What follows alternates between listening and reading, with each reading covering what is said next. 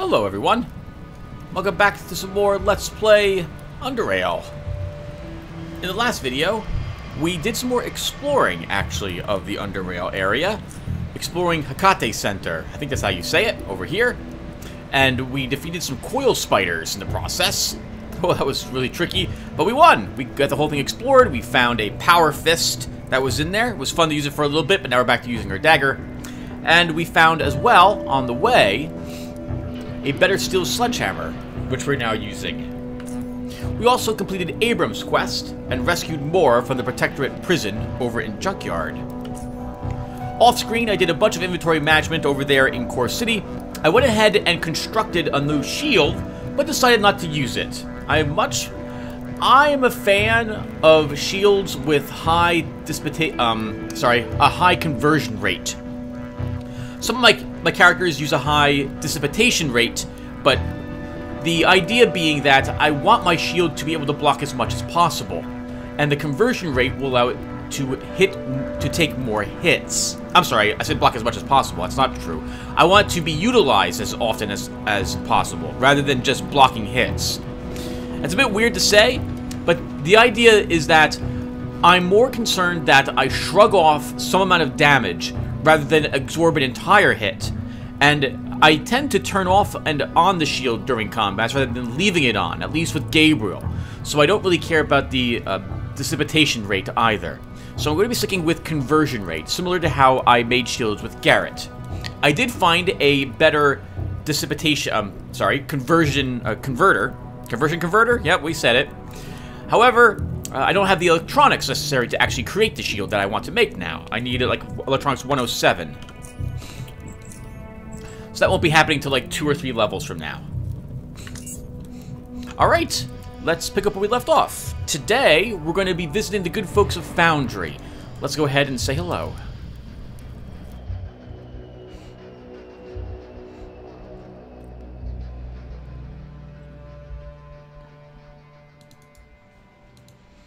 Hello, I'm new in this station.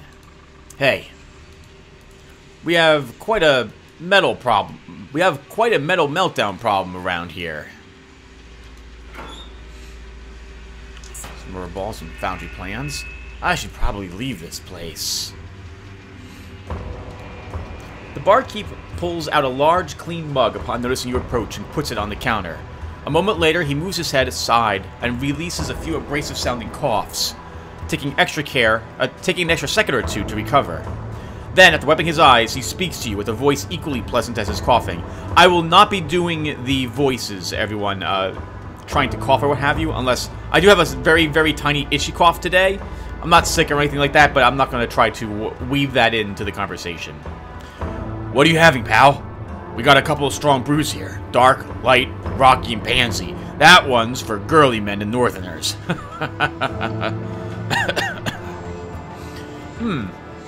Oh, what can you tell me about this place? Foundry's a mining station and the largest exporter of raw ores and all that is metal. He laughs, coughing. The pollution is a bit of an issue, as you can hear, but that's the price we agreed to pay for the riches as well as the safety the Foundry Guard has been ensuring us. He chuckles, coughing as well. Speaking of the foul air, even though I don't ever go near the mines, my coughing makes me sound like I spent 50 years drilling with my mouth wide open. I'm looking for merchants. Can you point me to any stores? Sure, he points across from the bar. There's Brian's store there, and Bobby's up at the north wall. In between, you got Doc Stevenson and his wife Estelle if you need some medical aid. Now, Leonie, you went past her store at the entrance, yeah? Yeah. Okay, to the west in the residential area, you got West's Electronics Store and Messer's Butchery. Who's in charge of this place? That would be Marshall. Martin Marshall. Where can I find him? He points to the western exit. Go there. That's the residential area. And go all the way to its northwestern corner. You'll also find Chief Banner there most of the time. He's he sneezes. Darn it. Anyhow, he's the chief of Foundry Guard, pal, so if you need him, that's where you'll find him. Heard any good rumors? The folks around here have been turning more and more temperamental as of late. Some blame the foul air, others the water. Whatever the case, get a respirator and drink only brew. That'll do you good. Let me see what you have for sale. Okay, so I do not need mushroom salad, so we're gonna sell him this. And we could, let's think here. I don't think I need I don't think I need any more maximum life on Gabriel at the moment. I might want the increased dex. We definitely want round barbecue.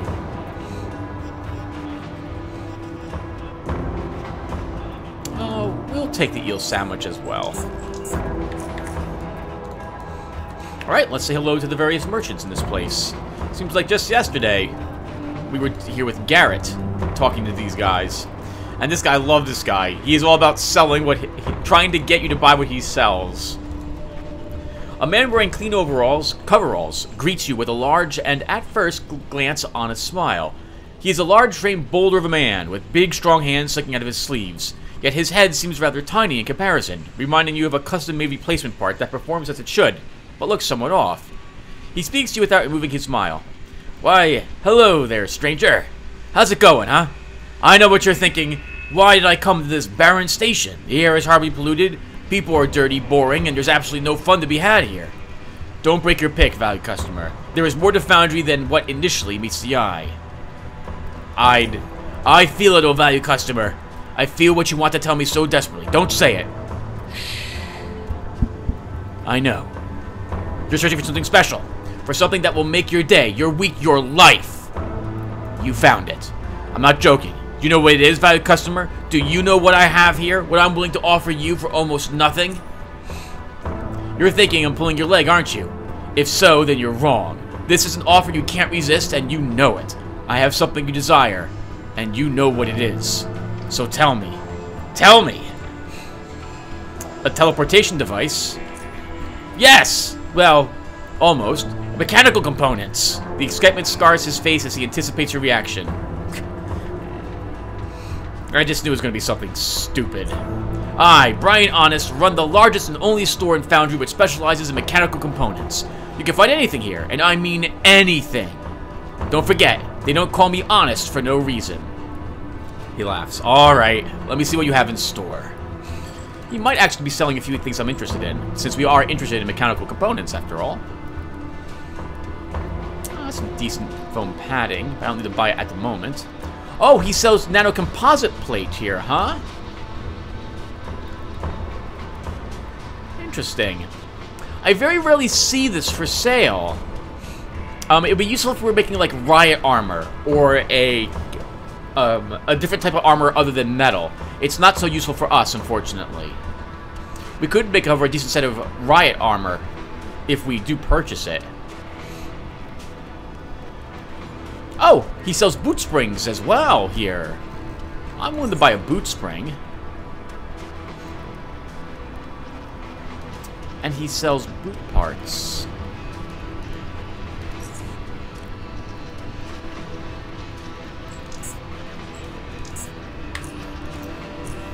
Can we make metal boots? We need padding if I'm going to make boots. And metal. Also, if we make metal boots, we will not be able to swing kukri in combat if we have any leftover action points. We'll only be able to use our steel sledgehammer and pummel. So there's that as well. I need to consider that. I still think I eventually do want to make, however, metal boots. We're going to be an entirely metal monster. Mostly because I like to give it a try. I can see there being problems with it, but we're playing normal, and as long as my build is okay, and my equipment is high level, or decently constructed and decent level, I think we'll still be okay, even if I'm not using tabby boots, and instead decide to use metal boots. Good day, sir. I'm Overseer Kevin Gray of the Foundry Guard. Do you need any assistance? Oh, what can you tell me about Foundry? Foundry is undeniably the safest station in South Underrail. It is utterly unbreachable, and, let me tell you straight away, it's rivaling even Underrail Protectorate's Fort Apogee. All that due to a strong position and the undisputable value of the Foundry Guard, who exists to serve and protect all within the station walls. If you find yourself in any trouble, or need help otherwise, simply find one of the guards and they will gladly assist you. One word of warning though, don't go near the mine. Also, if you need water, Claude can help you with that. Avoid other sources. You'll hear him before you see him. Don't worry. That's all you need to know for now. Take care. Alright, take care.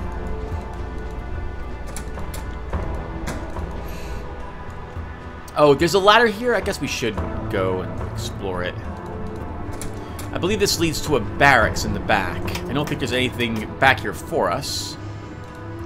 One of the guards here has an electric eye. Pretty neat if you ask me.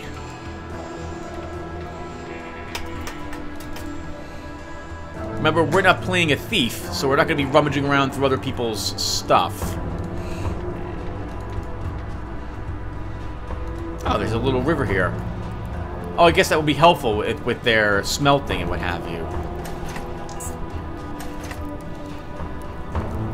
Welcome to Foundry. Don't mind the foul air.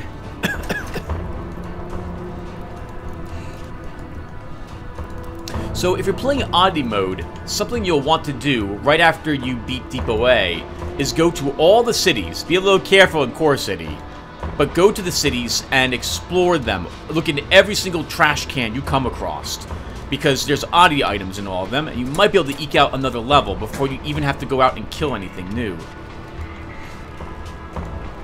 You see a dull-faced man wearing a doctor's coat. Looking at it, you imagine it once used to be fresh and chalk white, before age and consistent use combined to introduce unwashable impurities. It is as if the coat reflects its owner, for he too invokes a clear image of someone who used to be young and full of spirit, but is now shriveling up as hardships of life slowly win their personal war, one battle at a time. He looks at you with his tired, lifeless eyes, and addresses you with a monotone voice. Hello, I'm Dr. Stevenson. How may I help you? What can you tell me about Foundry? Do you really want to know what I think of this place? Yes. Foundry. People die in this place in such numbers it makes me sick. I often wake up thinking about lost lives, people I could have saved, or dismembered bodies that are brought into my office every day. I want to help people, see joyful faces as I tell them their loved ones are going to make it, that those injuries will heal quickly, or that the pollution will cause no long-term harm. But no, I just face death, each and every day. So enjoy your stay, traveler, and take care. Oh, that's really depressing. He's been beaten down by the problems that he's been trying to help resolve. A young woman, unusually wrinkly for her age, nods at your approach. A kind stare and a light, toothless smile, together with her somewhat weakly stance, as though a breeze is enough to knock her down, gives you an inverse impression that she's an old woman who looks younger, rather than the other way around. You know that it's wrong, though, and you instead shift your focus to her light, grainy voice, which you hear after some coughing. Hello, I'm Estelle Stevenson, Gabriel's wife and Foundry's only pharmacist. What can I do for you? Can you tell me anything about the mine creatures? Gabriel... Oh, his name is Gabriel, too! Gabriel and I have seen a few of the wounds these creatures caused to a few miners unlucky enough to have been attacked by them, but lucky enough to make it back. One of them even spoke of one miner having his arm bitten clean off. Also, Bobby told me that some of the creatures have been seen in the residential area. I don't buy it. I'm sure Foundry Guards keeping a watchful eye would never allow such a thing to happen. What can you tell me about Foundry? I'm guessing you already know about the mine and hard-working conditions. From a personal perspective, being a medical professional in here is, well, rather depressing. Death is not a stranger to Foundry, as people are mortally injured in the mine. In the metalworks, she shrugs. That's life here. My husband, the things he has to deal with have been affecting him over the years, wearing him down slowly, so forgive him if he says something... You know. It happens sometimes. Still, I know one day things will get better. We just have to persevere. What do you have for sale? So I will always buy all the ampoules. She's selling Iron Gut. We'll take that. Oh, she sells straight up morphine here. Mental note. I did not realize that there was a merchant who does that.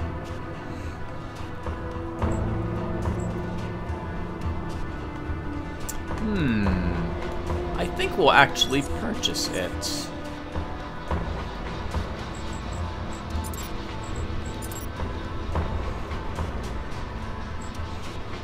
And I think that will be good. Actually, we can afford a little more. Let's let's purchase these advanced health hypos as well. I'm actually using advanced health hypos quite frequently. I'm surprised how much I'm using them. So I don't like being below 20 of them, just in case I'm out doing some extended exploring. We should be fine with 10, but I'll be glad to have purchased a few more, I think. Especially for the areas coming up. Fighting Balor and them will not be easy. Oh, we should read about learn Iron Gut. Then I want to make morphine. Unless Iron Gut requires some morphine. Let's see. Turine Gizzard enzymes. Oh! Gizzard enzymes. So gizzard enzymes are acquired here in Foundry by killing the bladelings, I believe, and breaking down their parts.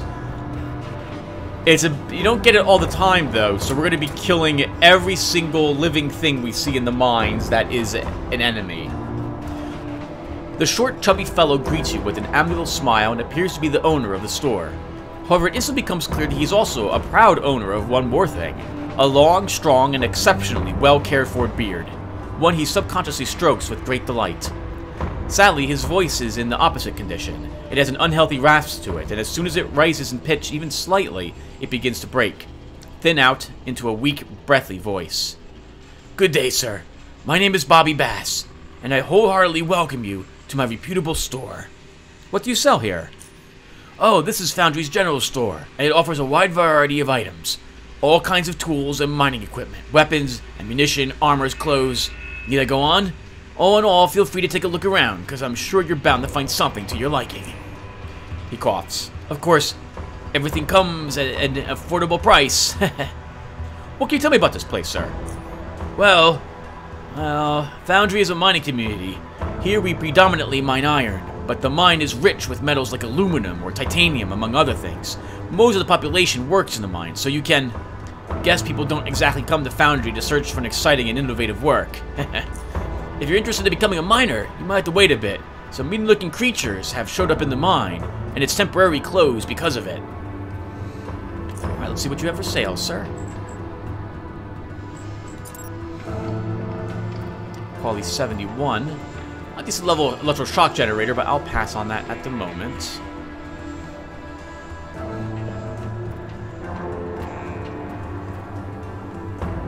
Okay, nothing it looks like I'm interested there in purchasing. He's selling an electrical shock steel machete. But again, that's not a sledgehammer, so I guess we're not wearing it. Armor's all low level. He's buying foodstuffs, bullets, and shotgun, and a belt and 4 medicines. I don't have anything to trade to him. Oh, we should check that barrel. I'll find some more rubber balls in it.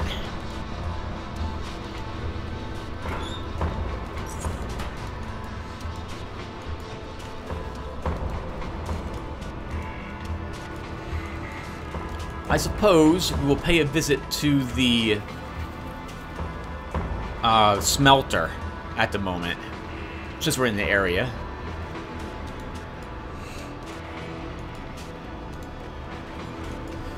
Now, I don't see Gabriel as being the type that would flirt with someone. I don't think he had a girlfriend, a wife, or anyone he loved.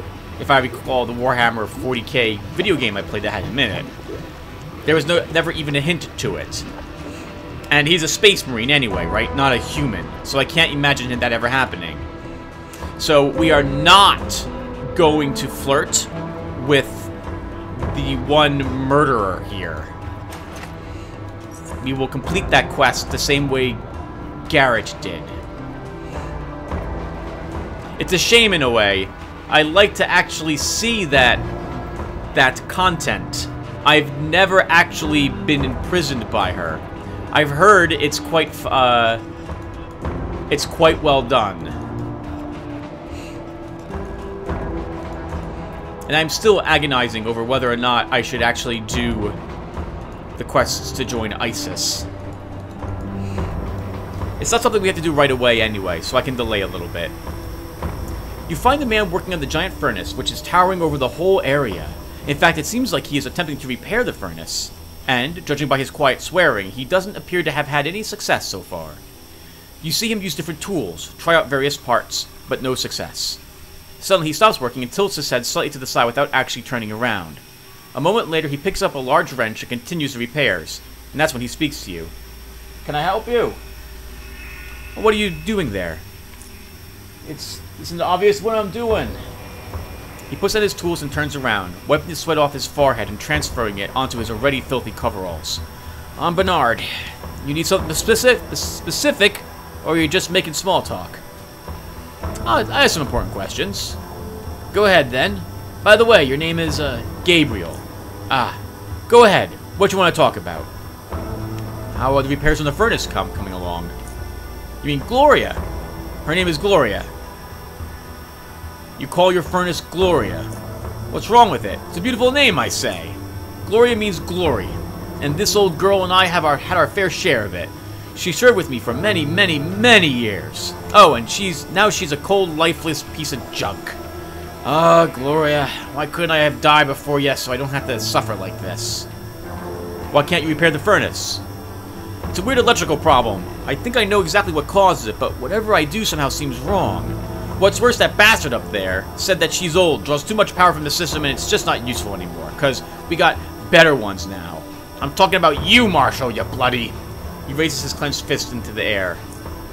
"When Gloria broke down, our beloved mayor personally instructed everyone not to bother repairing her." He turns towards the large furnace. "I'm not breaking my pick. I'll find some way to fix you. I will." "Can you tell me anything about the mine creatures?" "Heard some scary stories about them things, you know. After the mine was closed, some folks started going missing. The mine entrances are guarded well, yet the creatures somehow still manage to slip past them. Some say it's got nothing to do with the creatures, but with the recent increase in crime rate instead. I mean, the prison's getting fuller and fuller, but who knows? You take care in any case." "Alright, take care, Bernard."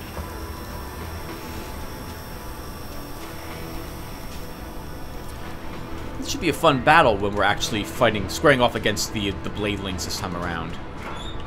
And actually, since the Bladelings are coming up, I'm thinking of redoing my build just slightly, and instead of taking Weaponsmith next, grabbing Armor Sloping instead. Since Bladelings cannot be critically hit, you literally cannot crit them. It's things like Aim Shot or Impale. Nope. Regular damage. So we might gain more benefit from Armor Sloping instead. At least initially. Plus, I wouldn't mind trying to get some movement points and seeing if I can make Armor Sloping and Nimble work with my build, even though I want Juggernaut and the Super Slam. And I think Heavyweight is another feat I want, but we'll see. I may end up taking weight training instead once I hit level 30 in order to get our movement penalty, the armor penalty down even more.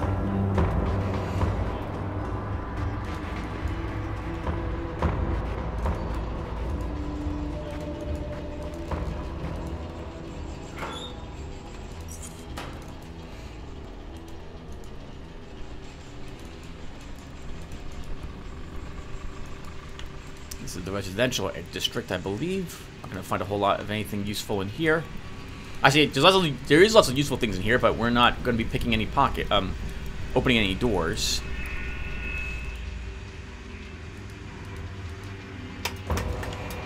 And we know that this is one of Jack Quicksilver's quests.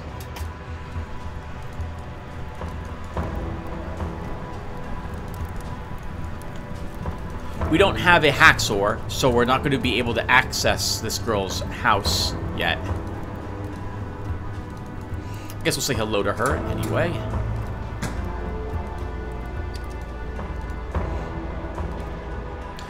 The young, attractive woman seems to be the only person present in this quiet home. Even at first sight, it is clear that this woman shines as bright as a diamond in a bucket of coal when compared to the other women you've seen in Foundry so far.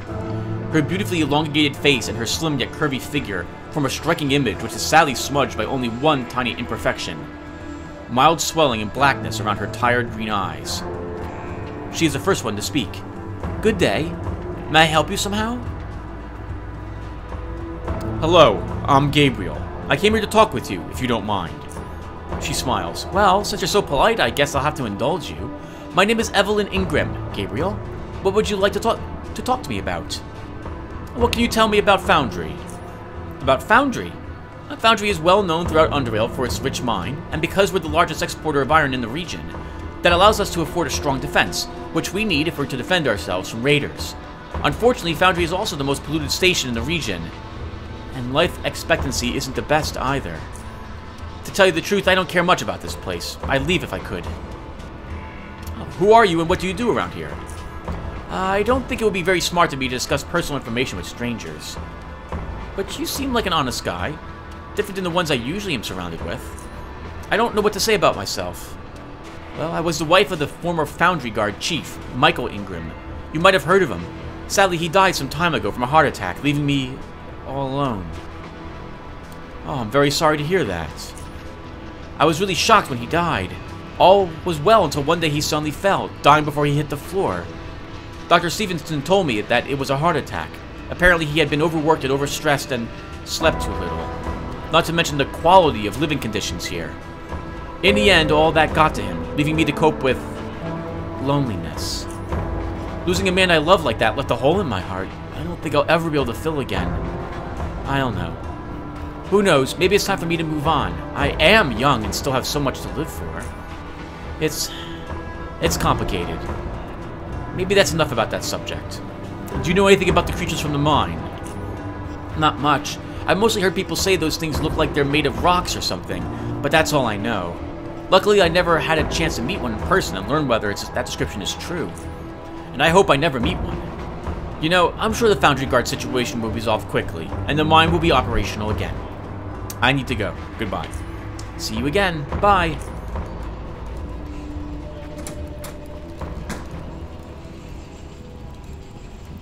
Oh, our food ran out.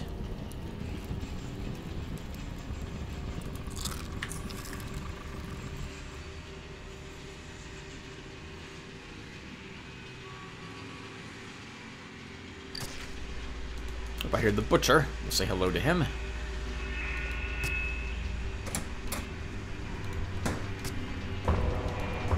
You see a stout, middle-aged man butchering a pig.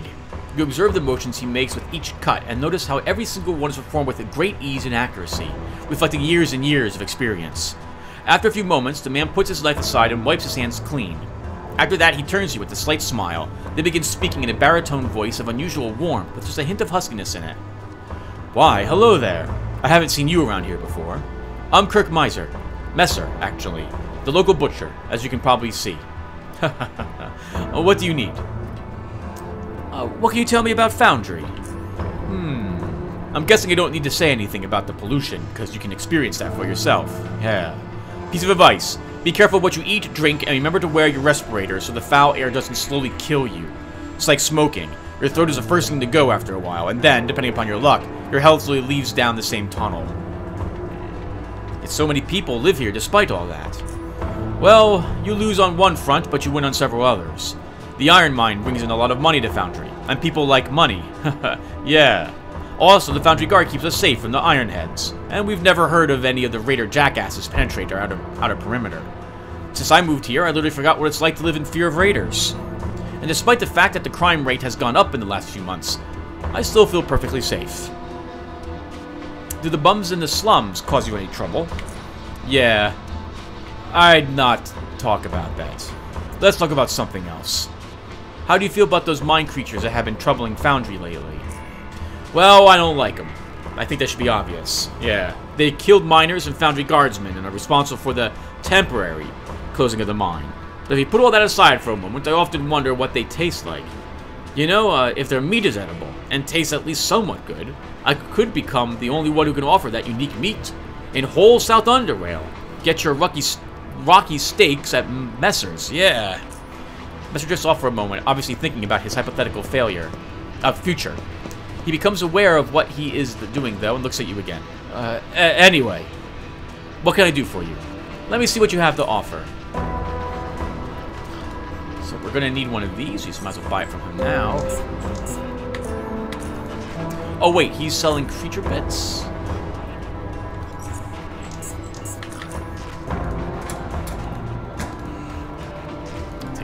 contestants. We'll swing by and talk to the captain. Sorry, the mayor. Oh, no, and the captain. Captain of the guard and the mayor. Anyone in here? Ah, the barracks. The man pays no attention to you, since he seems to be engaged in a conversation with the other man. A pair of frowning eyes track you as you make your approach. Before you is a thin, short man wearing a well-made leather vest with finely polished shoulder pads cast out of metal, and his coal-black gloves, leather boots, and pants seem to be of the same high quality. He addresses you with a tone of voice appropriate to his displeased expression. What is the meaning of this? Who are you? Actually, it doesn't really matter anyway. We're busy. So if you could please leave us to our discussion, we really would appreciate it. I apologize for disturbing you, but I need to ask you a couple of questions. Are you the mayor of this place? He briefly exchanges looks with the man standing next to him. Yes, I see where this is headed. Fine. I'm Martin Marshall, and you're right. I am the mayor of Foundry. The gentleman next to me is Chief Dalton Banner of the Foundry Guard. The chief's appearance is quite the opposite to the mayor's, as he is both taller and wider-shouldered, and his mere presence you felt the instant you entered the room. Despite his imposing image, his calm and collected behavior is in contrast to the mayor's so far feverish temperament. Thus the chief politely nods after having been introduced. Well then, who are you? Gabriel's the name. Gabriel. That's well and good indeed. Now that we've been properly introduced, unless you have something of the utmost importance to tell us, I'm going to have to ask you to leave. I heard you've had problems with some mine creatures. Is there anything I can do to help? I'm sure you did, but please let me tell you something. Foundry is one of the richest and best defended stations in Lower Underrail. We have so many well-trained and well-armed men and women to take on anyone who tries to disturb us. Why would we need your help?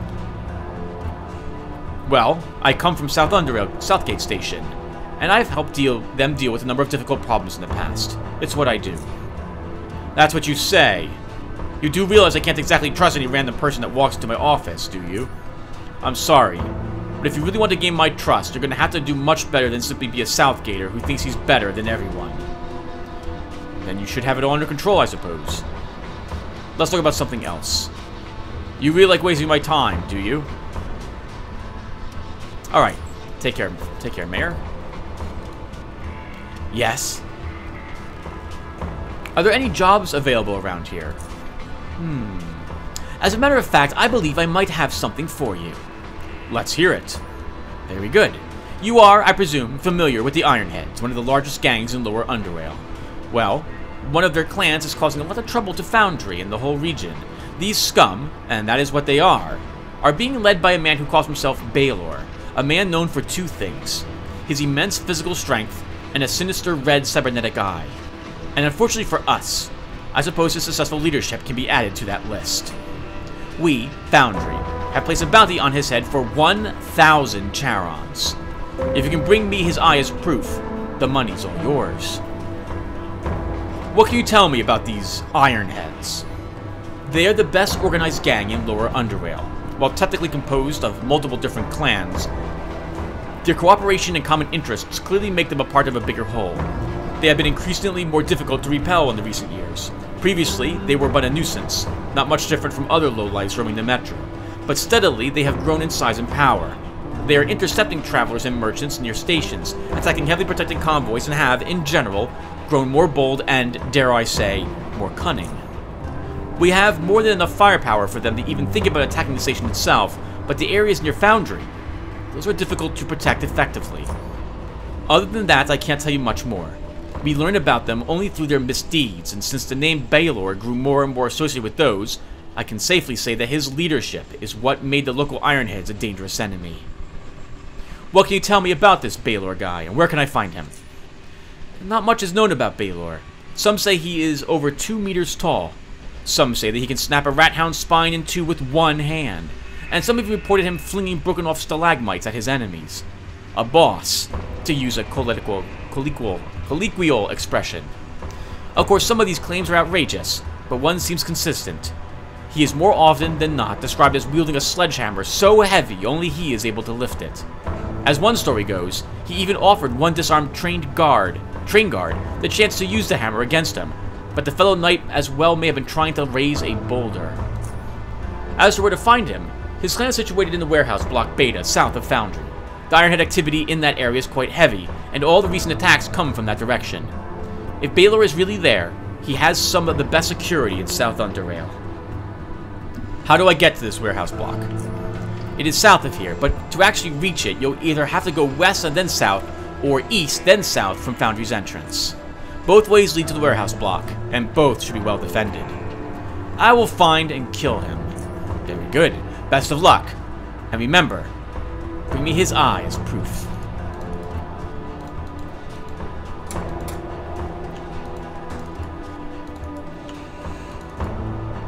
We'll stop by and say hello to Dan on our way. You see a man leaning on a rusty fence. Judging by his appearance, he seems to be one of the Foundry Guards, but unlike the others, his watchful eyes seem more concerned with evaluating passing women than with trying to catch signs of unlawful behavior. He straightens up upon seeing you approach him, coming up just taller than average, picks up his rifle, which was also placed against the fence, and offers you a friendly and formal greeting. Hey man, how's it going? Oh, you seem pretty laid back in comparison to the other guards. He chuckles. You got me there. It might surprise you, but being a guard in Foundry is a very, very boring job. You gotta stand around all day, breathe this damn polluted air, and worst of all, you have to be nice to people. It sucks. I just want to shoot things. It's that simple. The outer perimeter patrols at least get to fight something, but in here, absolutely nothing interesting happens. What about all those creatures that attacked the miners? Ah, yeah. I was so happy about the whole affair because I thought I was finally going to shoot some stuff, you see, but no. There's this large beast that's impervious to bullets and the other stuff. The mayor told our chief to order everyone not to engage the creature any longer, retreat back. We have to think about it, discuss it, blah, blah. Yeah, I've heard a few things about that beast. Can you tell me more about it? He looks around, then leans in closer. You see, we're not allowed to talk about all this stuff publicly. But since I don't really care about the rules, and because I'm freaking bored as hell, here goes. You see, everybody has heard of the smaller creatures, the ones that look kind of like spiky rocks with 4 legs and an ugly snout. Well, those things got a bigger, badder brother that's so heavily armored it makes our guns feel like toys. The damn thing is completely impervious to bullets. Now everyone and their mother is wetting their pants, and the higher-ups are taking their sweet time discussing what to do next. Hoppers. Back in my day, my pals and me would take on anything. Men, beast, or both. We had the freaking guts. You know, but... don't think. Just jump in and fight. But these guys in Foundry... Hoppers. Hoppers, I tell ya. What can you tell me about Foundry? Look, friend, you better ask someone else to be your tour guide. My job is far too boring to further bore myself by answering some boring questions. As you can probably see, I'm bored. Well, talk about those pals of yours, then. Yeah. Well, back in the day, I used to be part of some bandit gang from Core City. Hey, life was tough. A man's gotta make a living somehow, and if that includes relieving people of excess charons, then, well... Anyway, we were all very young and fearless, and we had guts to fight anything and anyone. Unfortunately, many of us got killed because we had more guts than brains, but I miss that mentality. It was fun. That sounds pretty reckless. In a way, yeah, but in our world, you never had much time to think about these things. Also, it was really fun. Now that I think of it, if it wasn't for my best friend, I'd probably be decomposing in some ditch by now. Him and me, we used to be so close, like, eyeballs. Bad comparison, sorry. The point is, we were very close, and we got into so much trouble together. Thankfully, we always pulled through. Who is this man? Gorski was his name. He was this big, strong bastard, tough as hell. You know, no-nonsense kind of guy who'd punch you in the face and break every bone in it if you looked at him the wrong way. He makes a brief pause. Damn, it's been like 13 years or so since I last saw him. I heard somewhere that he later went to South? Yeah, Southgate Station. I missed the bastard. This place is so damn boring. Gorski. Yeah, I know the guy from Southgate Station. He is definitely hard to miss. Well, I'll be damned. This is incredible. How's my old pal holding up? From what you told me, I'd say he hasn't changed a bit. I'm so glad that man hasn't changed. He used to be a beast. You know what? When you see him again, tell him Dan Forte said hi. He'll recognize the name right away, unless his memory went to hell after all these years. But nah, even if it did, he wouldn't forget his old pal. Can you tell me an interesting story about you and Gorski? Oh, why not? It's not like I'm busy. Alright, listen up. This one's from more than 10 years ago. The good old days. As I already mentioned, Gorski and I used to be part of the same gang. Life was decent with those guys. We had the skills, we had the courage, and because of that we had a bit of money in our pockets. So one day we were on the prowl in the vicinity of Core City when we ran into a rival gang's patrol, the Black Crawlers. They used to be the biggest, baddest gang in Core City, and even that little patrol seemed like an army in comparison to the few of us. First shots were instantly fired, and the very first one ended up blowing our point man's brain to smithereens, poor guy. All of us got behind cover, exchanged fire with them for a while, and soon only Gorski and I remained breathing from our group. Bullets were flying all over the place, grenades exploded around us, it was pure chaos. A dozen of those damn crawlers were still alive, and they were slowly approaching our position. They started to surround us, and to make things worse, we were running low on ammo. That's when Gorski got mad. Oh, you should have seen that angry face. He took his last grenade, threw it in a general direction, and then he charged them. They couldn't believe what they were witnessing. He had this maniacal grin that would scare a lurker to becoming a fungivore, and started mowing down our enemies. Of course, I just couldn't let him have all the damn fun. I stormed them too, and together we started annihilating everything that moved. I screamed at the top of my lungs while emptying my magazine those poor fools. Just anyway, soon enough, Gorski was out of ammo, but that didn't stop him from killing people. He punched them, stabbed them, yelled at them until he found one measly guy hiding behind cover whose teeth he smashed in with the butt of his now empty gun, and then slit his throat with a knife. That guy ended up being the only son of the crawler's leader, and his death would later cause us a lot of trouble, but that's a whole different story. All in all, soon after I fired my last shot, I heard the last crawler release his dying groan. After that, once we realized that it was indeed all over, Gorski approached me, still breathing heavily, all covered in blood. Then he said, I remember it clearly, he said, "We need to bring more bloody bullets next time." You barely make out the last part of the sentence due to him bursting out in laughter. Oh man, it was so crazy. To this day, I have no idea how we survived against such slim odds. Well, just the two of us at least. That's amazing.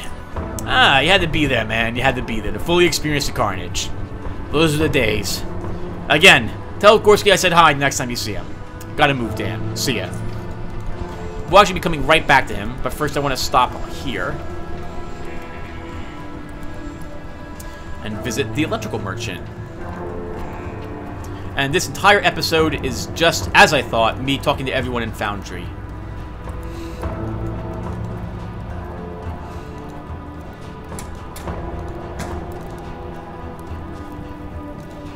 You see a thin man soldering some components into a copper-colored circuit board. He doesn't immediately notice you, which gives you a few moments to observe him. His dark hair is streaked with illumined gray strands. His wrinkles form ravines in his face, and his hands are only steady when soldering iron meets the board. Yet some strange and subtle sign gives you a feeling that this man is somehow younger than he appears, but you're unable to pinpoint exactly why. Your thoughts are interrupted when he notices you. Oh, welcome to my electronics store, friend. Name's George West. You ought to say something, cause I can't help you if I don't know you're here. He smiles. What do you know about the mine creatures? Nothing. It doesn't concern me. Every problem we've had so far in Foundry was quickly handled by the Foundry Guard. I dislike this place for many reasons, this pollution being one of them, but I can't deny that security here is top-notch. Everyone's blabbering about these monsters and how they're sneaking to the residential and killing people. As long as there isn't one in my store, I don't care. But that's just my opinion, friend. What can you tell me about this place? I don't know. Foundry's a large station with a rich mine. We're pretty well known as a station with the best defenses in South Underrail. The Foundry Guard makes sure of it. Okay, now give me the other side of the truth. The air pollution. It's really bad, friend. He coughs. See what I mean? My nose, throat, and lungs are slowly being eroded by the foulness of the air, just like nearly everyone else's. I pity those working in the mine, or those sweating in the metalworks, and I'm thankful I'm not in their boots. But I get to have my own store without anyone racketeering me, which used to be the case before I moved here. So this is my life now. Whether I made the right choice or not, I suppose the future will tell me that. Any more questions, friend? What have you got? So he will buy this. We'll sell him that then. Is he selling... looks like low quality electrical components at the moment.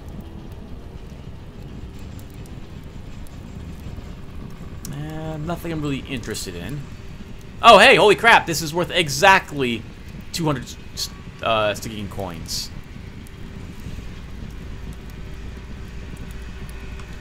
We're going to take the 2 shield emitter bases, though.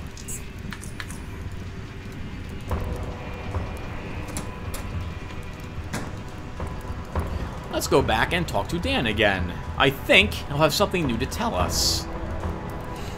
Something that I think we did with Garrett as well, but I can't remember.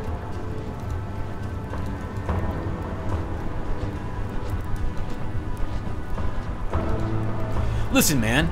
Remember when you asked me to tell you something about Foundry? Well, I just remembered something interesting. If you need some military-grade weapons, go find a guy called Kevin.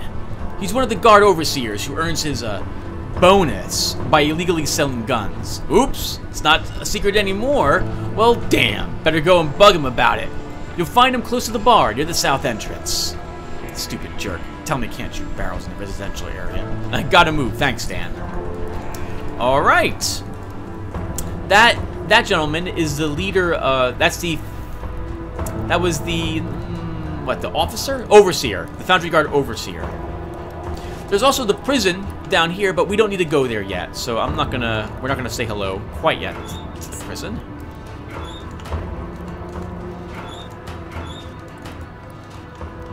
Oops, and I missed a 3-point oddie item somewhere, but it's not that... We don't care about oddie items that much. Alright, so... we'll go back and talk to... Brian? Kevin? Kevin. Need something?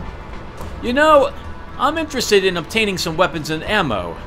Could you by any chance, help with any of that, I don't know what you're talking about.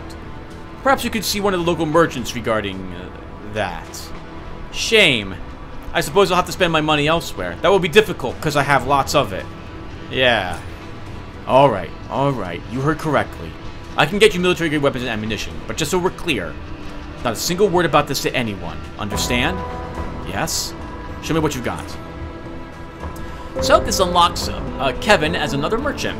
And he sells some okay stuff. Actually, it looks like that armor is practically what we're wearing at the moment, with slightly more armor penalty thanks to the metal spikes that are in it. Let's see what he's selling crafting-wise. Nothing I'm really interested in. And weapons? I don't see any sledgehammers here. Is he buying anything from me? Just a crowbar, but I don't want to sell that. Need something? Look, Kevin, I'm a serious buyer. And I think you haven't realized that just yet. Why I say that? Well, I still haven't seen any of the really high-grade stuff someone such as yourself should be offering. Well, a serious buyer should have some serious coin on him. Alright, alright. I'll show you the rest of my inventory. But you know the drill. You keep quiet about this and we're golden. Capiche? Alright, check this out. Now, I think this is the first time we're seeing this, everyone. Because we have mercantile, we are able to convince some merchants to show us some equipment that they sell that they don't normally reveal to you. I don't know why you have to prove to them that you have money, like you should be able to flash the 9,000 charons that you have on yourself to them to show them that you're serious about this, but it doesn't work that way. So in addition to selling things for higher prices and buying things for lower prices, Mercantile will unlock additional merchants, and will also have some merchants show you extra supplies. The supplies you are being shown, that they are only showing to you because of Mercantile, is highlighted with those squares that we see. So we can see that because of Mercantile, we can see Kevin is offering 10 3P tungsten shotgun shells, for example. We can see this Zephyr part. Now, you should know that the items that he has for sale of this sort are not necessarily better than other ones. But they can be, and often they are, but they don't have to be. In this case, he's selling a level 17 set of steel armor. Look at that. 43% mechanical. We have 43. 22 versus our 21. But less heat, more electrical resistance. I do like my heat resistance, so I'm going to keep our... Oh! I'm sorry, this one is electrical in nature. I still think, though, we'll keep our current armor for that heat resistance. That is very nice, though. Yeah, that's actually very nice. Level 17. He's selling some... Oh, wow. Some very high-level, blades. I'm tempted to buy this one because this will inflict bleeding wounds, so we might actually purchase that. Holy crap, that's a high-level boot spring. We'll take that as well. He sells MK3 grenades.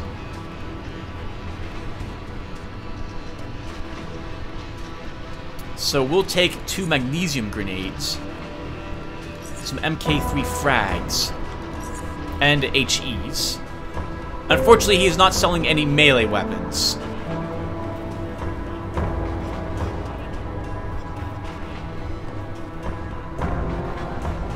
Alright, that's quite a lot I'm buying from him for 226 credits. 104 quality boot spring. Holy crap. I really now want to make some metal boots. Now, I'm going to store a lot of this stuff here, and we can come back for it later. We're going to go out and do some exploring. Well, actually, we'll do that in the next episode, everyone, because I am out of time. I think first we'll stop by Leone and see if she has recycled her inventory. I don't think she has, but you never know. So we'll take a quick peek. Actually, you do know if you're timing it. She is not. Okay. I can just tell by seeing the position of where everything is in her inventory. Okay, everyone. So that was Foundry talked to. In the next episode, we will attempt to clear more of the tunnels. I don't know if we're powerful enough to actually defeat the Ironhead base yet, but we'll give it a try. If we can't beat this one group of guards that we saw earlier, that we couldn't defeat, then we're not going to be able to handle Baylor. So, I will see you all in the next one, everyone. Thank you for watching this one, and take care, everyone.